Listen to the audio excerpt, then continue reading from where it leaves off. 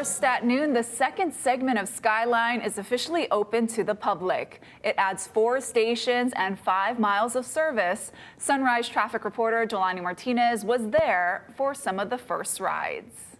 There's really bad traffic on the H1 viaduct with bumper-to-bumper traffic, whether you're taking that Middle Street exit or hopping onto Nimitz Highway. Now, you have that alternate route of riding on the Skyline all the way down to the Middle Street exit. And to tell us more all about it, we have the Deputy Director of Transportation Services, John Nouchi. Hi, John. Morning, Jelani. How are you feeling just seeing the amount of people that have been hopping on the Skyline since we've got on since 5 a.m. this morning? You know, positivity about this new service, the energy is really high right now. We have a lot of people who are first-time riders. We have fuller trains. There's probably nothing more gratifying than being on a Skyline train going full speed and looking out the door over there and seeing the traffic just piled up as normal on the H1.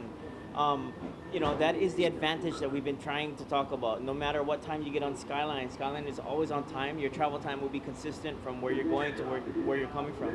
What would you say to people who may be hesitant in making Skyline part of their morning commute?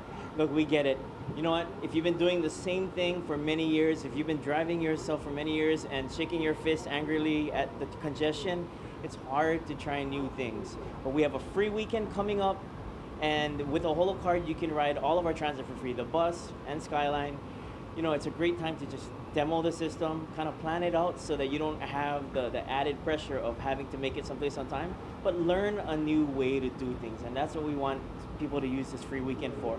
Also, check out the airport. If you're going to use Skyline to get to the airport, it's great to know how to get to the terminals. We have a lot of on-ground signage and overhead signage that will help people navigate to and from the terminals to Skyline.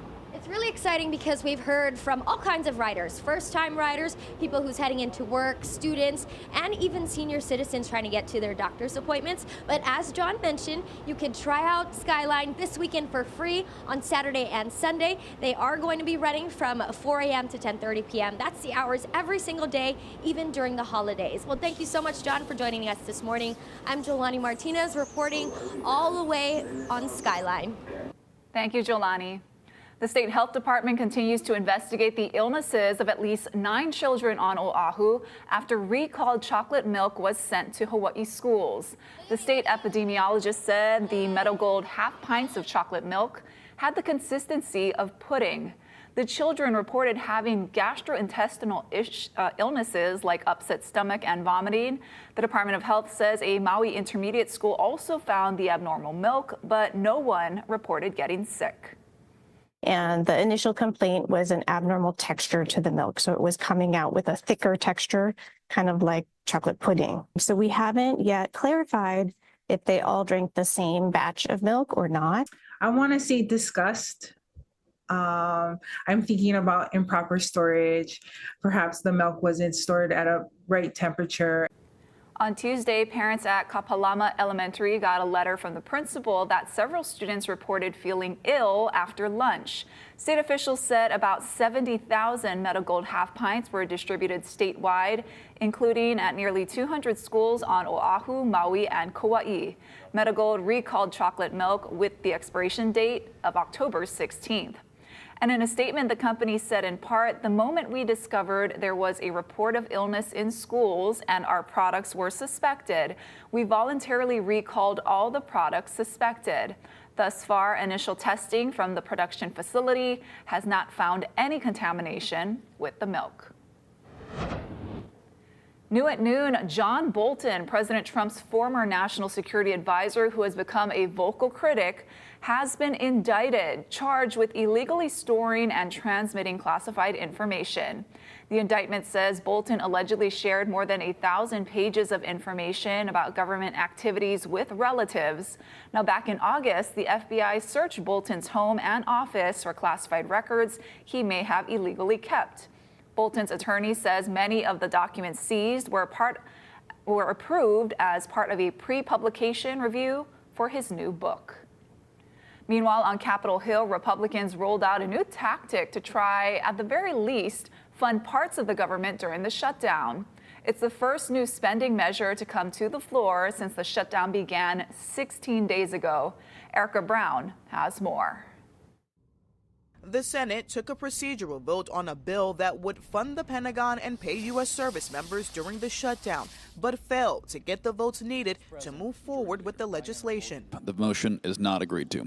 Earlier Thursday, lawmakers tried for a 10th time to advance a Republican short-term spending bill to end the shutdown. It would take just a handful of Democrats to reopen the government. Senate Republicans continue to do the same exact thing and expect different results. That's the classic definition of legislative insanity. Democrats insist any deal must include an extension of Affordable Care Act tax credits, but say Republicans are refusing to negotiate. Leader Thune has not come to me with any proposal at this point. Republicans say reopening the government should come first. We're not conducting negotiations in a hostage situation.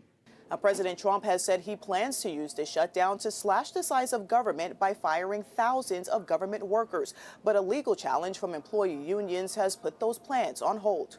Federal Judge Susan Ilston issued a temporary restraining order Wednesday, writing, "It is also far from normal for an administration to fire line-level civilian employees during a government shutdown as a way to punish the opposing political party. But this is precisely what President Trump has announced he is doing." This is another far-left partisan judge who was smacked down by the Supreme Court in July for ruling on this exact same thing. Unions representing federal workers who filed suit called the layoff plans unprecedented and unlawful. Erica Brown, CBS News, the White House.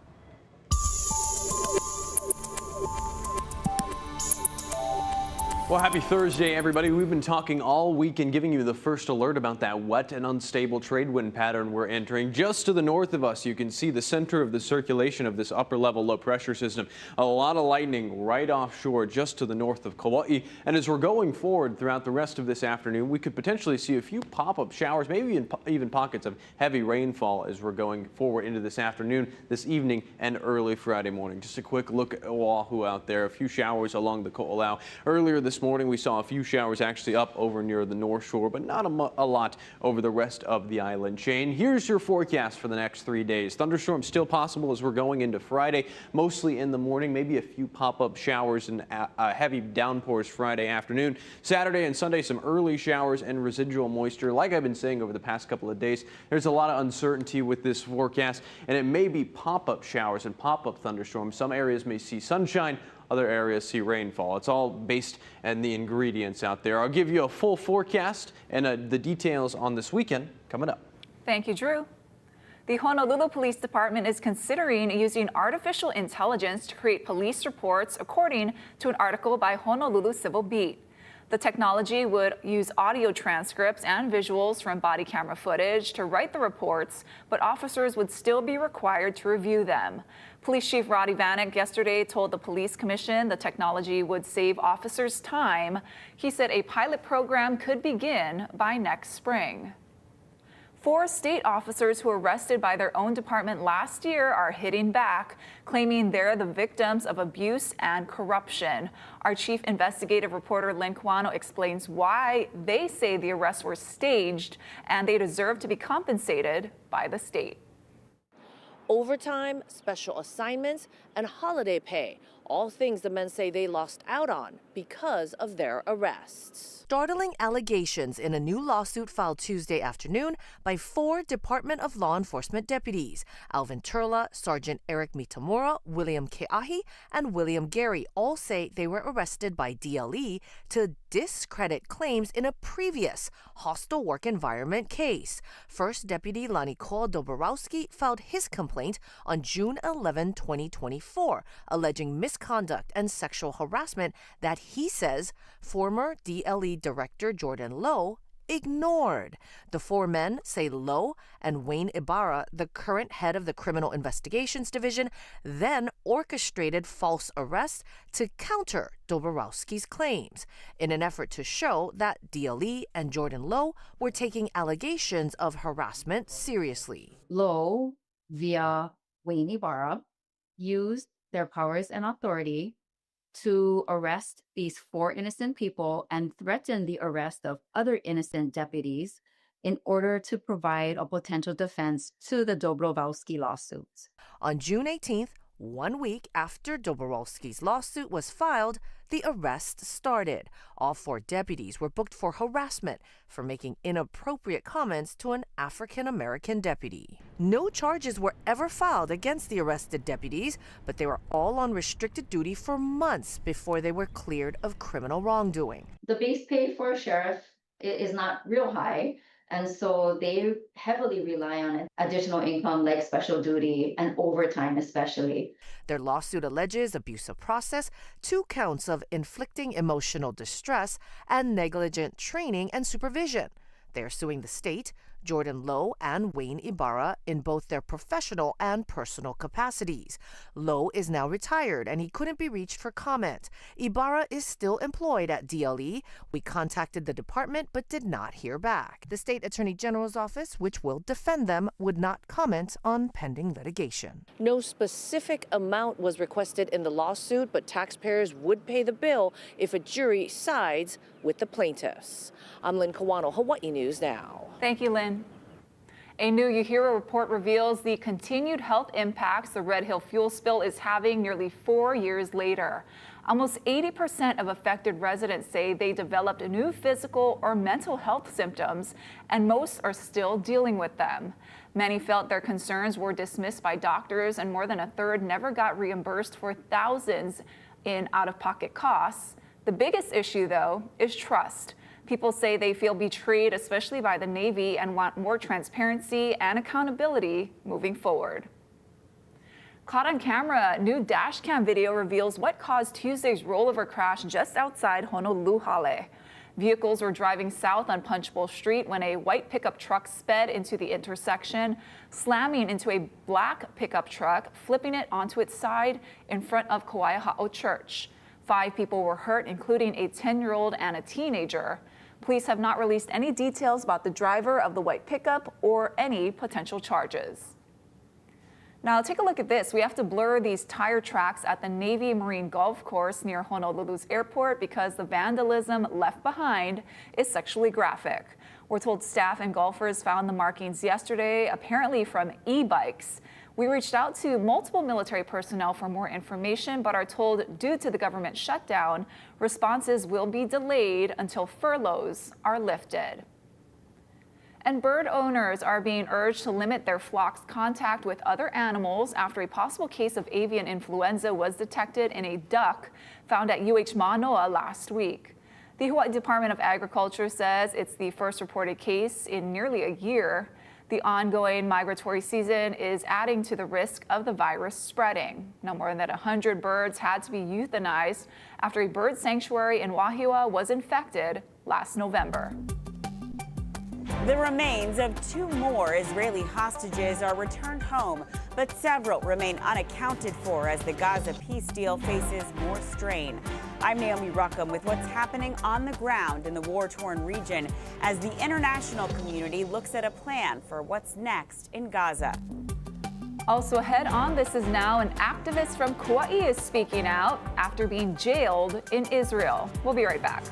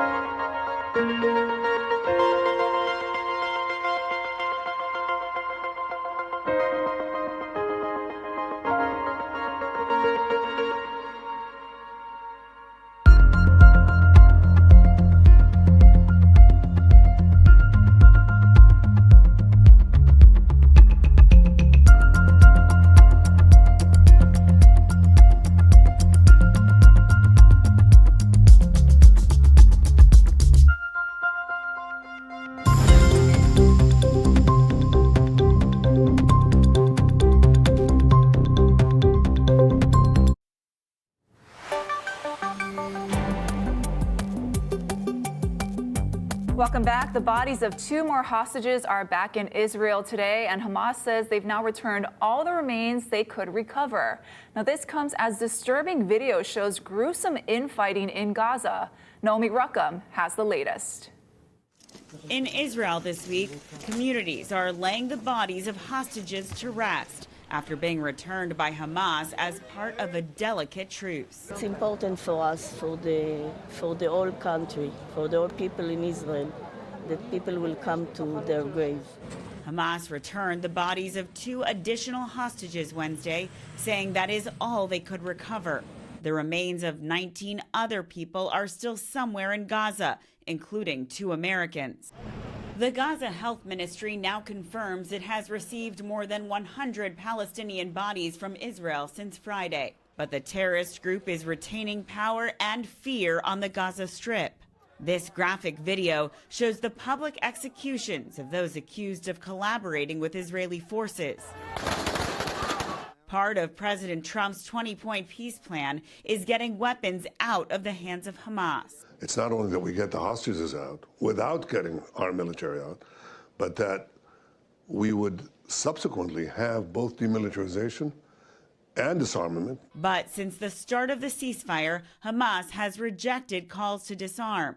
While the White House works with Israel to set up a safe zone for Palestinian civilians fearing Hamas retribution, there is still no set governance in Gaza.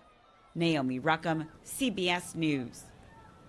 Meanwhile, an activist from Kauai who was detained by the Israeli Navy is speaking out about her traumatic experience. Dylan Ancheta tells us how she ended up behind bars and what it was like. What began as a trip to bring aid to the people of Gaza ended with Kauai native Jasmine Ikeda in an Israeli prison. As soon as they boarded, they held us at gunpoint and gave us orders. Earlier this month, Ikeda was on the Global Summit Flotilla, a civilian-led maritime effort.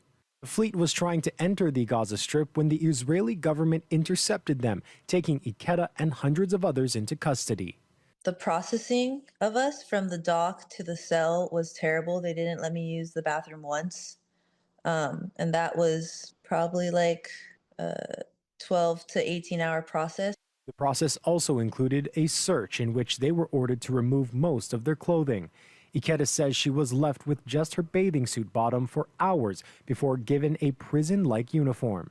Sometimes they'd strip us naked to search us, and it was very invasive. After the group was processed, they were locked up in concrete cells. There were 14 detainees in each unit. Ikeda says they were built for only 4 people. At times, it was kind of suffocating. Ikeda was released after 5 days. She believes she was given some grace because she had a U.S. passport, but others weren't as fortunate.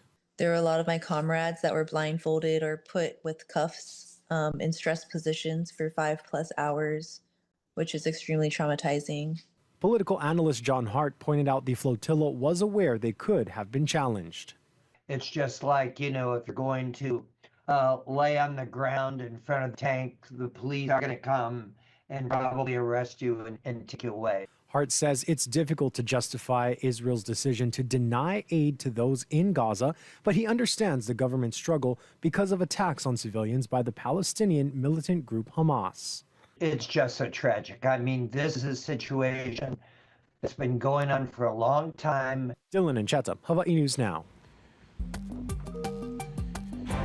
Thank you, Dylan. Stick around. Coming up after the break, we've got a look at your full first alert forecast. The disturbance is just off to our northwest. The details coming up.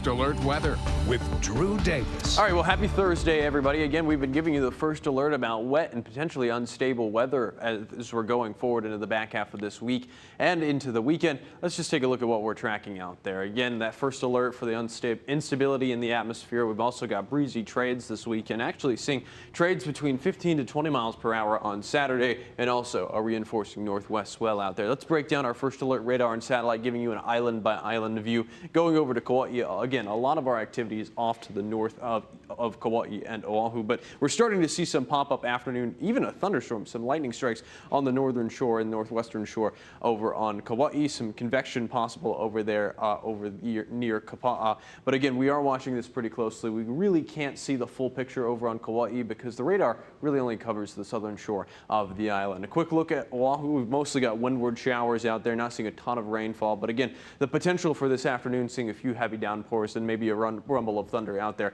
is possible. Dry over Maui County and also dry over Hawaii Island. A quick look at our first alert futurecast. We're going to take this hour by hour so you can see what's going on. Again, going forward throughout the rest of this afternoon, we're seeing activity over on Kauai. Some of that may dip further southward to impact Oahu later this evening and early, really late into the evening and early tomorrow morning. This is Friday morning around 1 a.m. We could see some heavy rainfall dipping down tomorrow. As you're asleep, maybe some residual moisture sticking around as you're driving into work tomorrow. Again, this is a scattered rainfall chance. It's not going to be for everybody. We might see some windward showers over Maui County and Hawaii Island. As we're going into Saturday, conditions are going to improve, and that's also true for Sunday.